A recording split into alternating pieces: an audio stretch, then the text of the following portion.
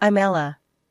I'm 27, work as an IT manager at a top tech firm, and I pretty much live at my desk.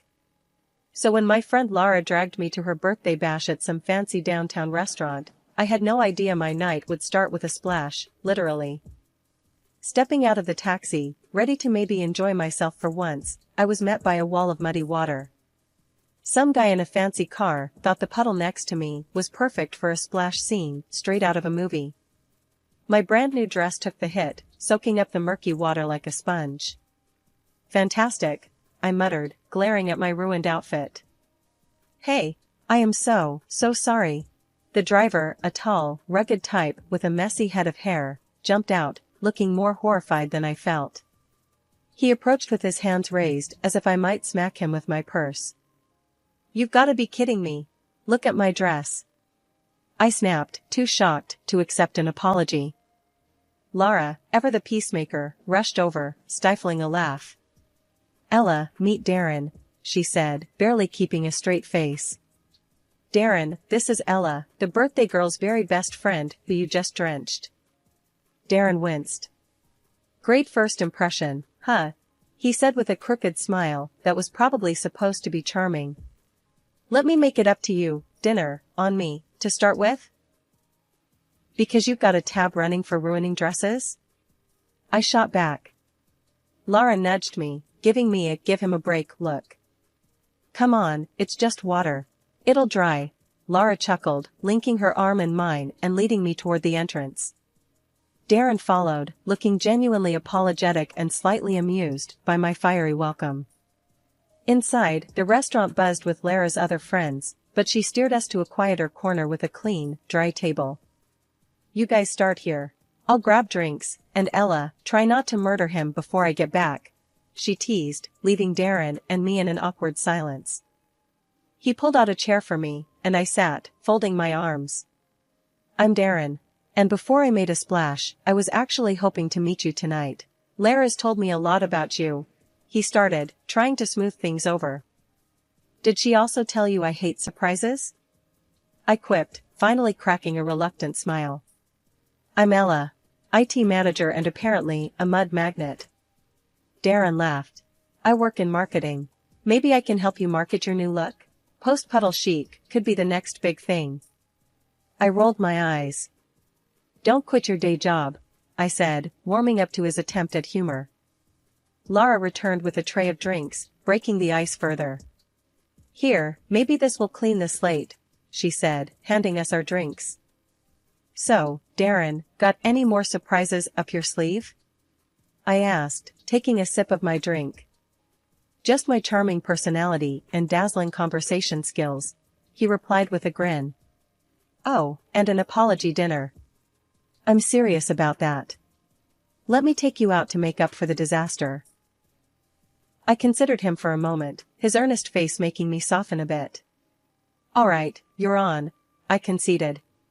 But I'm choosing the place. Somewhere without any puddles nearby. By the end of the night, the dress was still a mess, but my initial anger had dried up, replaced by a reluctant intrigue towards Darren. Maybe this disaster of a night could turn into something worthwhile. After Darren's disastrous yet somehow endearing introduction, we started seeing each other. It wasn't long before casual dinners turned into weekend getaways, late-night talks, and eventually, meeting each other's families. I should have known things would get more complicated once families got involved. Look, I really like you, Ella, Darren said one evening as we walked through the park, his hand finding mine. I think it's time you met my folks. What do you say? Sure, I agreed, squeezing his hand, trying to ignore the nervous flutter in my stomach. Meeting the parents was a big step, but after the way we started, what was the worst that could happen? The day arrived, and Darren drove us to a modest house in the suburbs. His mom, Janet, and his dad, Tom, greeted us with warm smiles that didn't quite reach their eyes. Dinner was served, and that's when the questions began. So, Ella, Darren tells us you're in IT? Tom asked, passing me the mashed potatoes. Yeah, I manage a team at a tech firm downtown, I answered, trying to keep my tone light. Janet leaned in, her eyes sharp. Must be a good position. What does that pay, if you don't mind my asking? I choked on my water a bit. Well, it's enough to keep me busy and out of trouble, I joked, trying to dodge the question. And your family? Do you support anyone? Janet continued, her gaze fixed on me like a detective interrogating a suspect. Just my aunt, I replied, feeling my cheeks heat up. She raised me. I help her out when I can. That's very noble of you, Tom noted, his tone suggesting he was sizing up my financial worthiness rather than my character. I changed the subject, talking about a recent project at work, but the vibe had shifted. We left soon after dessert, and I exhaled a breath I didn't realize I'd been holding. On the drive back, I mentioned the interrogation to Darren. Your parents have a lot of questions about money, huh? Darren shrugged. That's just how they are. Always planning, always calculating. Don't sweat it. I decided to call my Aunt Tessa later that night to unload. Ella, you need to watch out, she warned over the phone after hearing about the dinner. People who start with money questions never stop. They're marking you. Aunt Tessa, they were just curious, I guess. Darren says it's normal for them. Normal? Honey, there's curious, and there's nosy. And those two sound like they're planning to spend your money, not get to know you, she cautioned, her voice stern with experience. Months passed, and Darren's charm outweighed my reservations. When he proposed, it was sweet, simple, and in the same park where we'd decided to meet his parents. Marry me, Ella. Let's start our own family tradition, he said, his eyes hopeful. I said yes. The ring was beautiful, and the moment felt right. My doubts about his parents lingered, but love, as they say, was blind. As I prepared for bed that night, Aunt Tessa's words echoed in my head, mixing with Lara's. A knot of worry settled in my stomach, but I pushed it aside. Darren was worth it.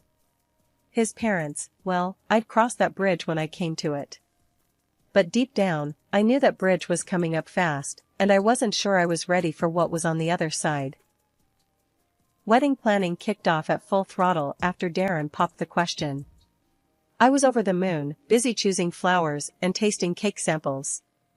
I expected it to be stressful, but fun. What I didn't expect was how quickly the red flags would start waving, not just fluttering in the breeze. One evening, as we sat down with our laptops to budget our expenses, Darren looked unusually tense. Ella, I've got to tell you something, he started, avoiding my eyes. My job's been a bit rocky lately. I might not be able to chip in as much as I wanted for the wedding. I raised an eyebrow, putting down my coffee. Okay, how much are we talking? He sighed, rubbing the back of his neck. I can barely cover the band, maybe. So, what? I cover everything else? The venue, catering, photographer? I asked, my voice sharper than I intended. Darren winced. I hate asking you this, babe. But yeah, I think you'll need to. Just until I sort things out at work. I leaned back, processing. We can downsize. Cut the guest list, cheaper venue. No. Darren cut in quickly, a little too quickly. I mean, my parents would be upset. They've already told everyone. It's got to be good, Ella. My stomach nodded. Fine, I said finally, not wanting to argue. But we'll need to stick to a strict budget. As the wedding day approached, the expenses piled up, and Darren's contributions dwindled. His parents, Janet and Tom, were no help either.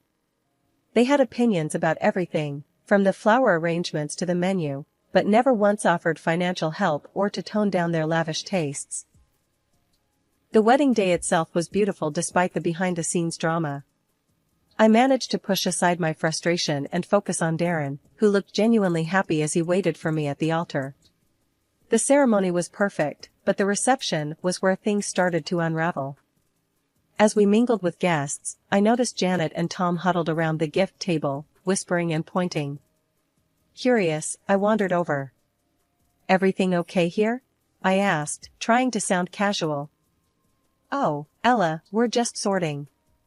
Some of these gifts will look better at our house, don't you think? Janet said, her voice too sweet. I stared at her, stunned. What? No, these gifts are for Darren and me. Tom shrugged, smirking. Come on, Ella. Don't be petty. We're family now. What's ours is yours, and vice versa, right? I felt my face flush with anger. No, Tom. That's not how this works. These gifts are for us, for our home. Not yours. Janet rolled her eyes. Really, Ella, don't make a fuss. Be gracious. We're just taking a few things. Nothing major. I bit my tongue, holding back a sharp retort. The last thing I wanted was a scene at my wedding. But as they walked away, a few gift envelopes and smaller presents in hand, I felt a simmering rage. After the wedding, it didn't take long for Darren's parents' true colors to start showing even more. Every time we invited them over, or there was some family gathering to attend, it was like opening a new chapter in the book of greed. It was my birthday next, and I decided to throw a little dinner at a decent restaurant in town. I thought it would be a nice change from home parties. I invited Darren and his parents, Janet and Tom. I hope this place is okay for you guys, I mentioned casually as we sat down. The restaurant had a cozy vibe, not too flashy, but with great reviews. Janet scanned the menu with a raised eyebrow. Well, it looks quaint. What's good here? I recommended a couple of dishes that were my favorites, reasonably priced and delicious. But, as the waiter came around to take our order, Janet and Tom went off script. We'll have the lobster tails, and oh, the filet mignon. And start us with a bottle of your finest wine, Tom declared, handing the menu back with a satisfied grin. I bit my lip to keep from reacting. That's quite a selection, I managed to say, keeping my tone as neutral as possible. Janet smiled sweetly. It's your birthday, dear. We should celebrate in style. The rest of the evening, I watched as they ordered more expensive items, barely touching them when they arrived. It irked me to no end seeing good food and money wasted like that. On the ride home, I let Darren have it. Your parents, they always do this. They choose the priciest things and don't even enjoy them. It's like they do it just because they can. Babe, calm down. That's just how they are. You know, old school, like to show off a bit, Darren explained, as if that was supposed to make me feel better. But it's disrespectful, Darren. They don't even think about how it looks or what it costs, I argued, frustrated. Darren sighed. Look, they're from a different time. Just let it slide. They mean well. The incident was soon followed by the holidays, which brought their own set of challenges. Christmas rolled around, and gift-giving turned into another display of imbalance. I spent time picking out thoughtful gifts for everyone, including Janet and Tom, ensuring to get them something they'd mentioned wanting.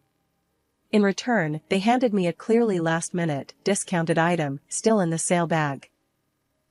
Here you go, dear, Janet said, handing it over without much fanfare. I smiled, keeping my disappointment in check. Thanks. I hope you like what I got you, I replied, handing them their gifts, which were more than twice as expensive. Oh, how lovely, Tom said flatly, barely glancing at what was inside the package. The lack of effort on their part stung, especially when I saw the genuine appreciation from my friends for the simple but thoughtful gifts I had given them. Back home, I vented to Darren. It's always like this with them.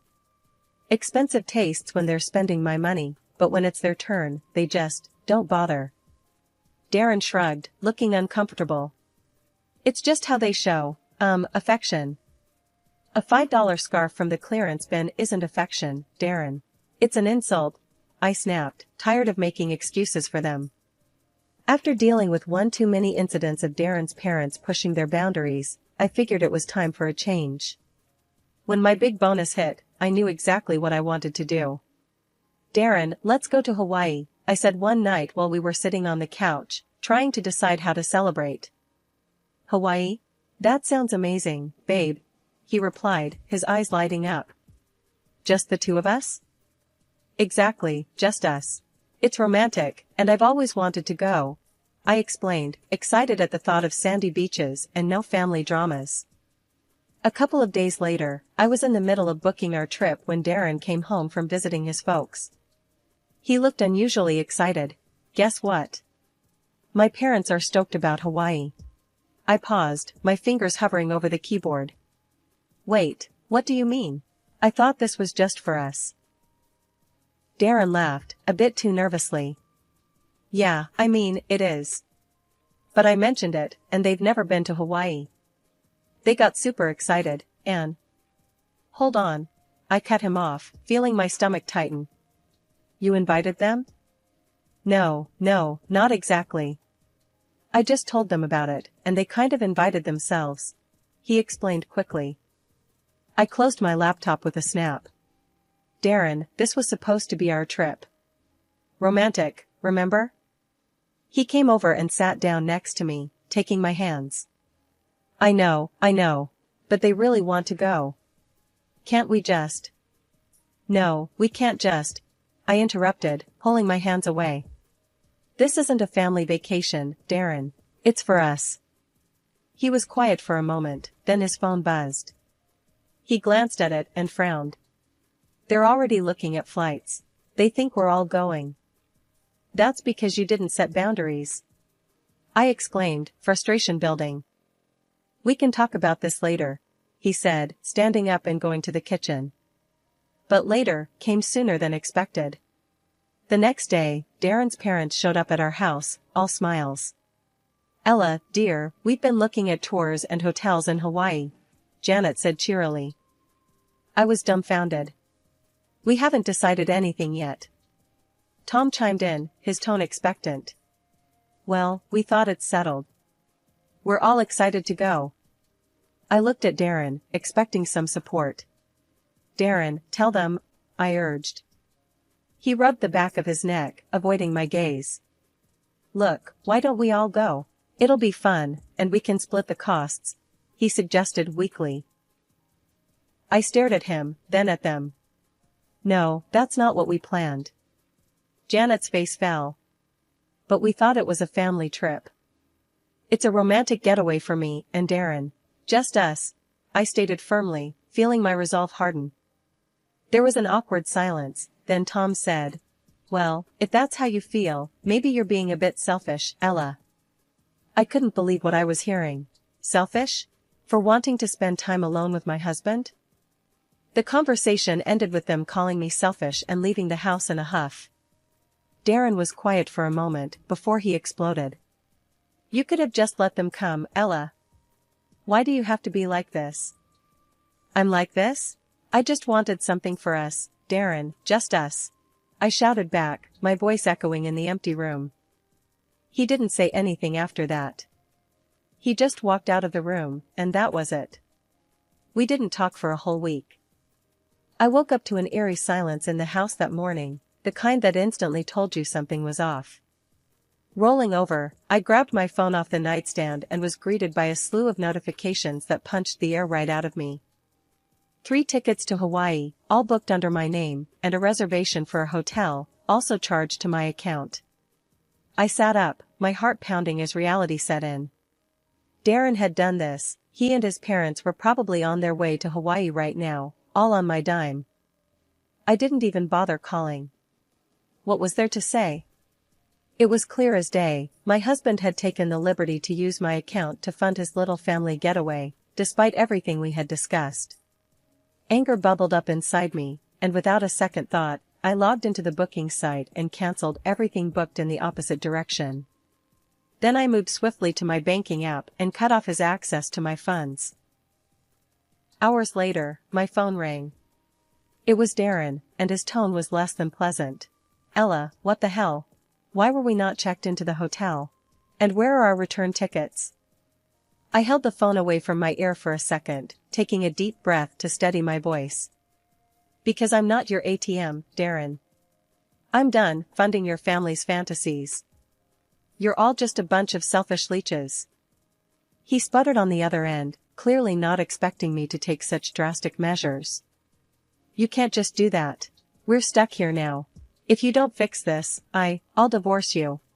I almost laughed at the irony. Go ahead, Darren. Do what you need to do. but don't expect another dime from me." I hung up, my hands trembling with a mix of rage and relief. Almost immediately, my phone buzzed with messages from both Darren and his mom. Threats, pleas, accusations, they tried every angle, but I wasn't having any of it. I didn't wait around for Darren to get back.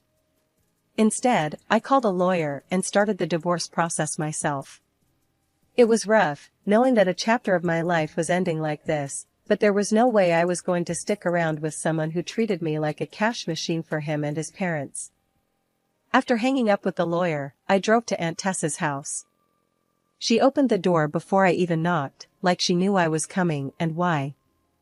"I did it, Aunt Tessa. I filed for divorce," I said as soon as I stepped inside. She just nodded, not saying "I told you so," but her look said it all. "You did the right thing, Ella. I know it's hard, but you're better off without someone who lets his family treat you that way." The next few days were a blur of sorting out my things and setting up a temporary life at Aunt Tessa's. I was starting to feel a bit more like myself, a bit steadier, when Darren showed up. He looked miserable, standing there on Aunt Tessa's front porch, a sad sight if I ever saw one. "Ella, please. Can we talk? I'm sorry. I messed up, but we can fix this." I almost laughed at the audacity. "Fix this? Darren, you chose your parents over your wife, used my money to take them to Hawaii, after everything. There's no fixing that. Ella, No, Darren. You just showed me who you really are, and I don't want any part of that life," I interrupted, crossing my arms. "You and your parents are cut from the same cloth, all take and no give. I'm done." Darren's face fell, and for a moment, I almost felt sorry for him. But then I remembered all the stress and hurt, and the sympathy vanished. "I hope you figure out your stuff, Darren.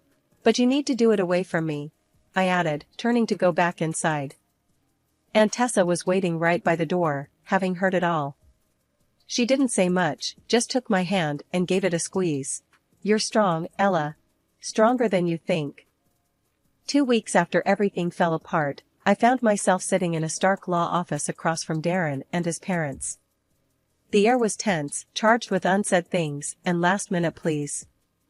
Darren looked worn, almost regretful, but it was his parents who took the lead. "Ella, please reconsider this," his mother started, her voice dripping with a sweetness I knew was as fake as her sympathy. "We were all so good together, remember?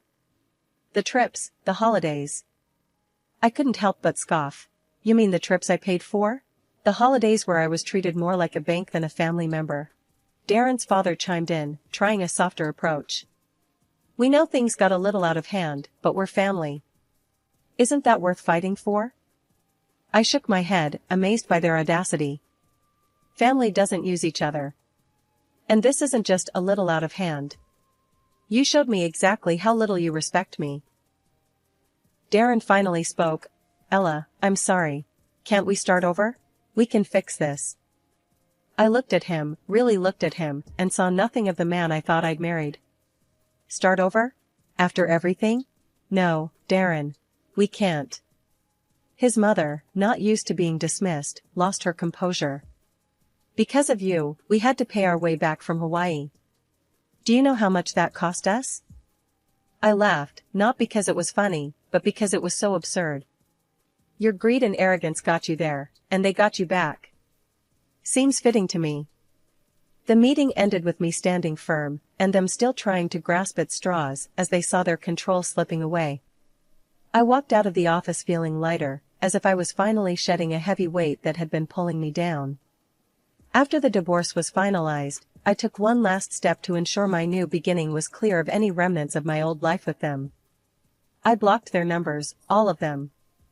Darren, his mother, his father. No more calls, no more manipulative messages. It was truly over. Back at Aunt Tessa's, I explained everything. She just hugged me tight and said, "You did the right thing, Ella. It's time to focus on yourself now." And she was right. As I began to put the pieces of my life back together, I found strength I never knew I had.